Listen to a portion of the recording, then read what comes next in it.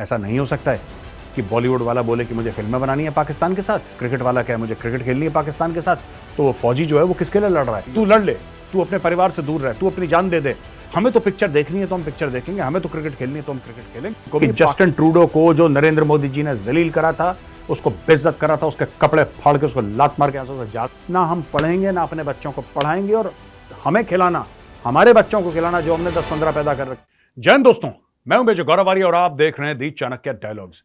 इस वीडियो को लाइक करिए, हमारे चैनल को सब्सक्राइब करिए, बेल आइकन दबाना बिल्कुल मत भूलिए। इसी मुल्क की आगे आपको हरकतें बताता हूं, ये आपको जरूरी है, इनको रोज एक्सपोज करना, इट्स वेरी इंपॉर्टेंट। पाकिस्तान में 83% इस अगस्त में जो पाकिस्तान में अटैक हुए हैं दोस्तों, वो 83% ज्यादा हुए हैं एज कंपेयर टू जुलाई, यानी कि पिछले से पिछला महीना, अभी सितंबर में है, जो इस गए अगस्त में है।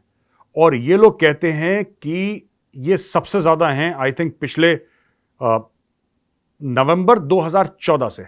तो आप लगा लीजिए 2014 से लेकर 23, ठीक है, 9 साल तकरीबन, मोटा मोटी 9 साल लगा लीजिए आप।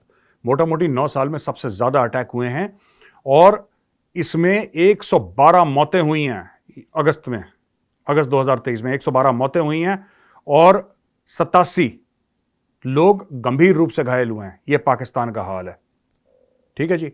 अच्छा, ये क्यों हो रहा है पाकिस्तान में, ये भी समझ लीजिए पहले। मैं बार बार समझाता हूं कि पाकिस्तान में क्यों हो रहा है। पाकिस्तानी भी ये कहते हैं कि नहीं, हमने बड़ी जानें दी हैं, हमने बड़ी शहादतें दी हैं, हमने बड़ा लड़ाया आतंकवाद से। अरे आतंकवादी तुम खुद हो, तुमने क्या लड़ा आतंकवादियों से? पैदा तुम्ही ने करे थे, तुमने उनको घुट्टी पिलाई, तुमने बोला तुम जिहाद लड़ो, तुम मुसलमान हो, तुमने उन बच्चों के हाथ में तुमने असला पकड़ा दिया।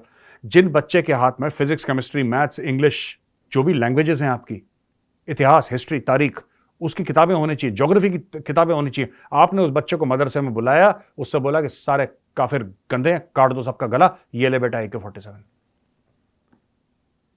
उसने काटा भी, खुदकुश हमले भी करे, सुसाइड बॉम्बिंग, आत्मघाती वो दस्ता के हिस्सा बने वो लोग इंडिया आए। जब तक इंडिया में खून खराबा हो रहा था, तब पाकिस्तान ने बोला शाबाश, काफिर मर गया, अच्छा हुआ। बंबई में मर गया, दिल्ली में मर गया, बेंगलोर में मर गया, चेन्नई में मर गया, हर जगह मर गया काफिर, बहुत अच्छा हुआ। ट्रेनों में बम धमाके, शॉपिंग मॉल्स में बम धमाके, रेलवे स्टेशन पे बम धमाके, हमारी पार्लियामेंट पर अटैक, सब कुछ आप लोगों ने बहुत सेलिब्रेट करा। अब खुद के साथ ऐसा हो रहा है तो मौत आ रही है। क्यों भैया? देखो, वो तो सांप है, उसकी फितरत है काटना। सांप कभी ये थोड़ा ना देखता है कि ये मेरा सगा है, ये मेरा सौतेला है। सांप तो काटता है, सांप की फितरत है काटना। सांप तुमने पाले, तुमने एक, और सांप में किसको कह रहा हूं मैं? सिर्फ आतंकवादियों को नहीं कह रहा, मैं हर उस पाकिस्तानी को कह रहा हूं जिसको मदरसे में जिहाद सिखाया जाता है। मैं हर उस पाकिस्तानी को सांप बोल रहा हूं जो मदरसे में गया, और उस मदरसे में अगर उसको जिहाद सिखाया गया है, जिहाद फी सबिलिल्लाह, मैं उनको सांप बोल रहा हूं। और सबसे बड़ी सांप तुम्हारी फौज है, ईमान तकवा जिहाद फी सबिलिल्लाह।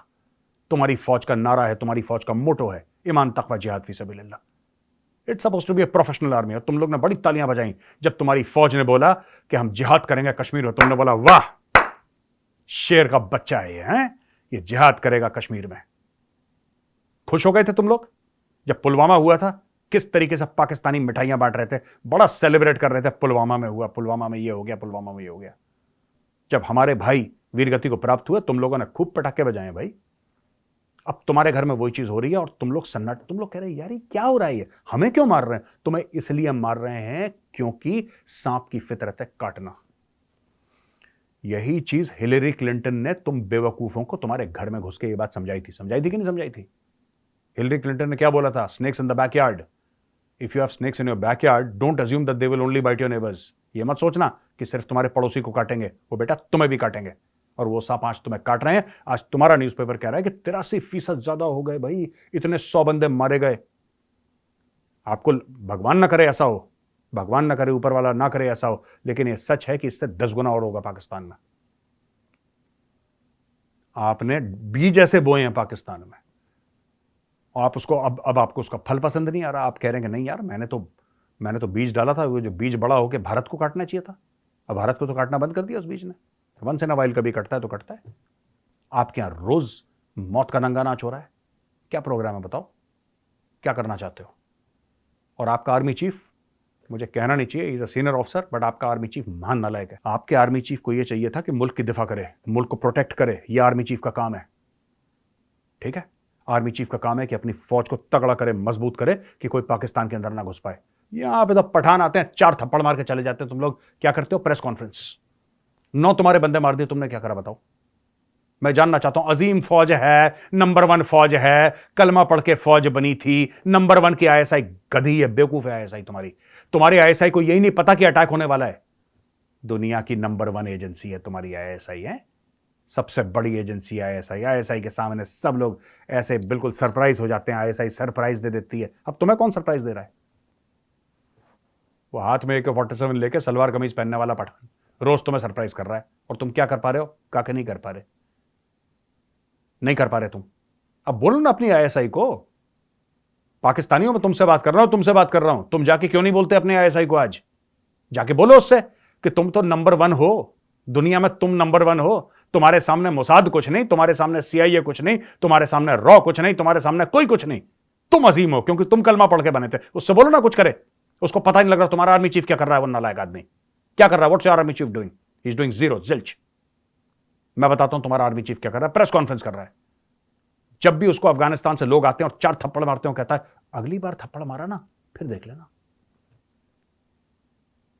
फिर थप्पड़ मारते, कहता अगली बार मारा ना फिर देख लेना। फिर वो 4 थप्पड़ मारते, अगली बार मारा ना फिर मैं छोड़ूंगा नहीं तुम्हें। फिर वो आके कूटते हैं, कोनियां बज रही हैं, तुम्हारी लात जूते बज रहे हैं। फिर अगली बार करा ना फिर तुम देख लेना। बस यही करते रहते तुम लोग, अगली बार अगली बार अगली बार।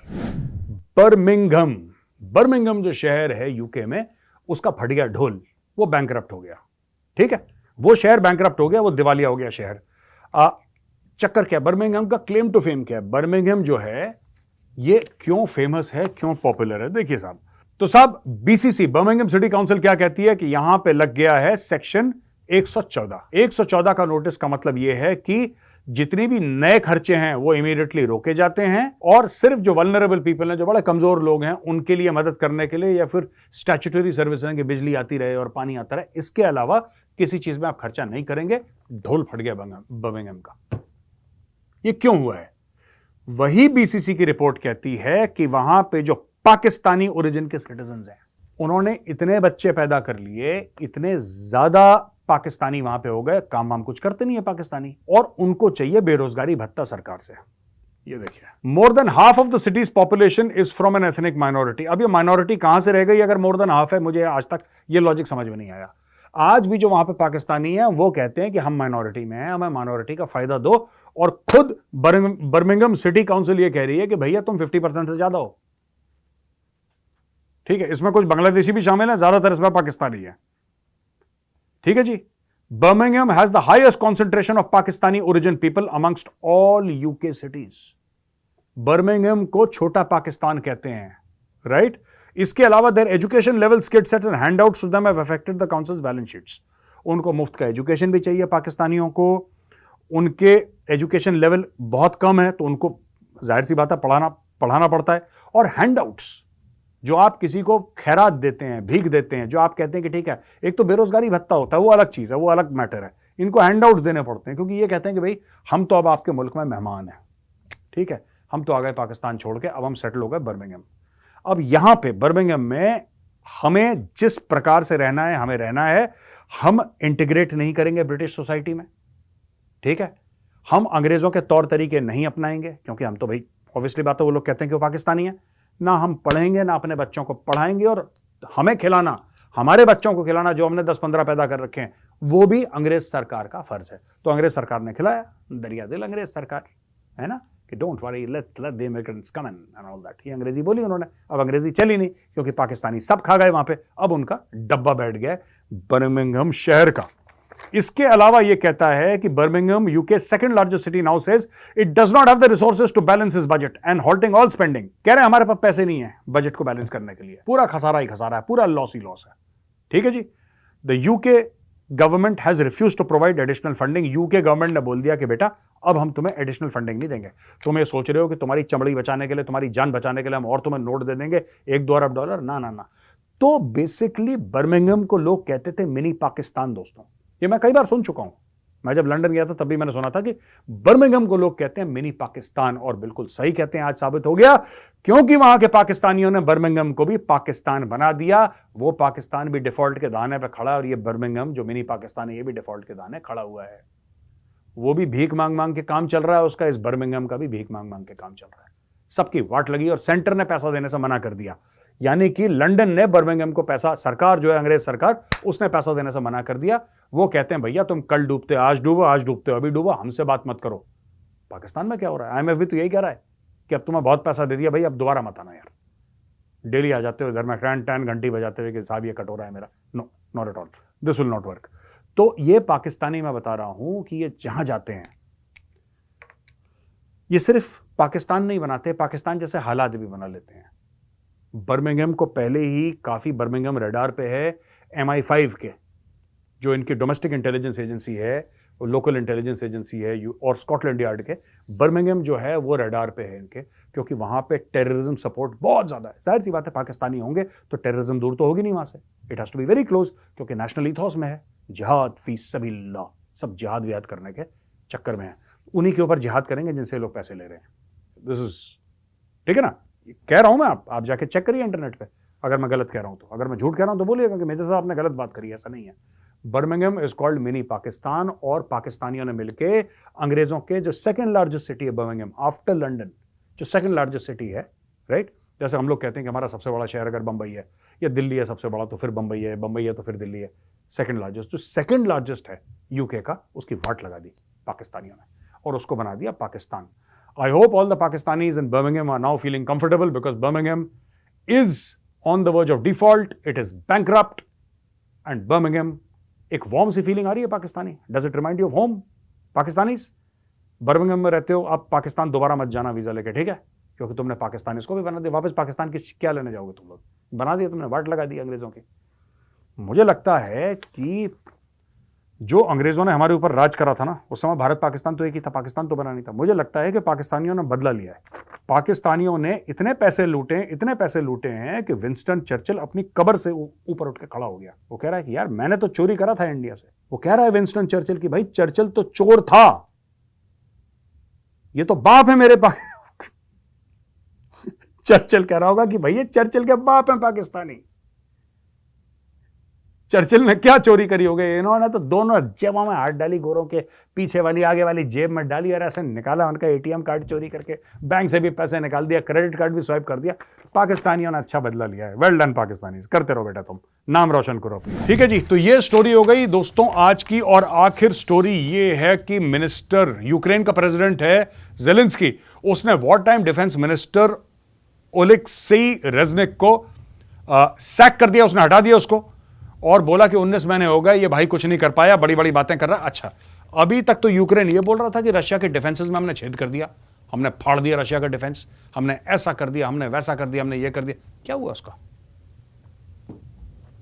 बोलो बोलो, कोशिश करो, क्या हुआ उसका? उसका दोस्तों कुछ भी नहीं हुआ, उसका कुछ भी नहीं हुआ। ये वेस्टर्न मीडिया ये झूठ बोल रहा है रशिया के बारे में। And don't believe whatever this BBC and this CNN and all tell you, ये लोग सब खबर घुमा रहे हैं। ओ भाई, अगर तुमने रशिया को ठोक दिया तो फोटो दिखा दो हमें, वीडियो दिखा दो, हम मान लेंगे, हम मान लेंगे। तुम्हारे पास कुछ नहीं है, बस ये। अब कल तक ये कह रहे थे कि तोड़ दी लाइन, आगे बढ़ गए, तोड़ मरोड़ के बिल्कुल आगे, रूस को कुचल के रूस के अंदर घुस गए ये लोग।